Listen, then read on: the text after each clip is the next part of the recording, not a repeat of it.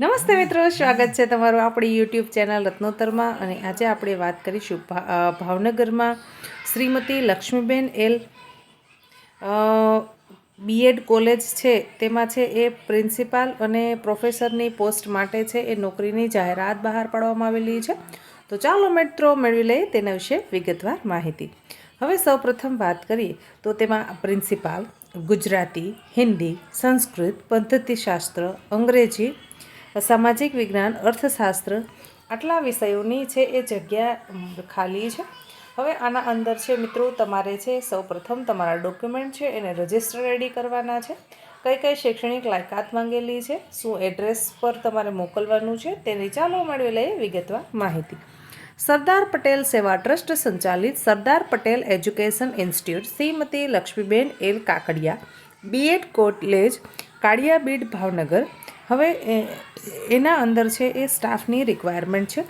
સરદાર પટેલ સેવા ટ્રસ્ટ દ્વારા સંચાલિત મહારાજા કૃષ્ણકુમારસિંહજી ભાવનગર યુનિવર્સિટી ભાવનગર સંલગ્ન Shrimati Laxmiben L Kakadiya BEd college માટે લાયકાત ધરાવતા ઉમેદવારો એ 10 દિવસમાં પોતાના જરૂરી પ્રમાણપત્રોની ખરી નકલ સાથે, હું જે એડ્રેસ જણાવું જે આમાં આપણને જાહેરાતમાં જણાવેલું છે તેના પર તમારા ડોક્યુમેન્ટ છે તમે રજિસ્ટર રેડી અથવા તો રૂબરૂ બંધ કવરમાં ત્યાં આપી અને અરજી કરી શકો છો. સૌપ્રથમ જગ્યાનું નામ છે આચાર્ય. હવે આચાર્યની જગ્યા પર જો તમે અરજી કરવા માંગો છો મિત્રો, તો તમારે કઈ કઈ શૈક્ષણિક લાયકાત જોશે, તો તેના અંદર તમે માસ્ટર કરેલું હોવું જોઈએ. એમાં તમે જો MA કર્યું છે, MCOM કર્યું છે, MSc કર્યું છે, MEd કર્યું છે અથવા તો તમે PhD ભણેલા છો, જો આમાંની કોઈ પણ શૈક્ષણિક લાયકાત તમે ધરાવો છો તો તમે પ્રિન્સિપાલની પોસ્ટ પર એપ્લાય કરી શકો છો. પણ મિત્રો તમે છે એ નેટ પાસ કરેલી છે અથવા તો GSET પાસ કરેલી છે, અથવા તો તમે નેટ કે GSET પાસ કરી નથી પણ તમારા પાસે 15 વર્ષનો શૈક્ષણિક કામગીરીને લગતો અનુભવ છે, તો તમે પ્રિન્સિપાલની પોસ્ટ પર છે એ અરજી કરી શકો છો. હજુ મિત્રો હું શૈક્ષણિક લાયકાત જણાવી દઉં છું. MA, MCOM, MSc, MEd અથવા PhD. સાથોસાથ તમે નેટ અથવા GSET પાસ કરેલું છે અથવા તો તમારા પાસે માસ્ટર પછીનો 15 વર્ષનો શૈક્ષણિક કાર્યનો અનુભવ છે, તો તમે પ્રિન્સિપાલની પોસ્ટ પર છે એ એપ્લાય કરી શકો છો. ત્યારબાદ છે ગુજરાતી, હિન્દી, સંસ્કૃત અને પદ્ધતિશાસ્ત્ર. આ 4 વિષયોના અંદર તમે માસ્ટર કરેલું હોવું જોઈએ. એટલે કે તમે MA કર્યું છે, MEd કર્યું છે, PhD કર્યું છે અથવા તો નેટ અથવા GSET પાસ કરેલા છો, તો મિત્રો તમે આ પ્રોફેસરની પોસ્ટ પર છે એ અરજી કરી શકો છો. જગ્યા ખાલી છે 1.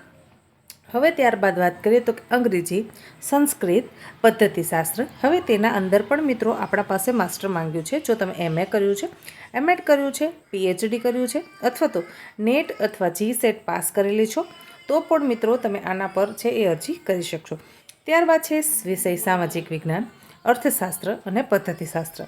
તેમાં તમે માસ્ટર થયેલા છો એટલે કે MA કર્યું છે, MEd કર્યો છે, PhD અથવા તો નેટ GSET પાસ છો મિત્રો, તો તમે આમાં અરજી કરી શકો છો. જગ્યાની સંખ્યા છે 1. હવે આ બધી જ જો તમે આમાંની કોઈ પણ શૈક્ષણિક લાયકાત ધરાવો છો મિત્રો, પણ ખાસ માસ્ટરમાં તમારે 55% હોવા ફરજિયાત છે.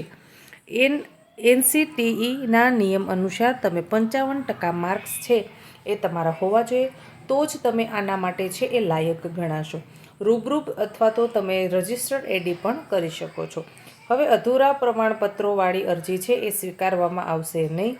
મિત્રો તમારે અરજી કઈ જગ્યાએ મોકલવાની છે તેનું એડ્રેસ હું આપને જણાવી દઉં છું.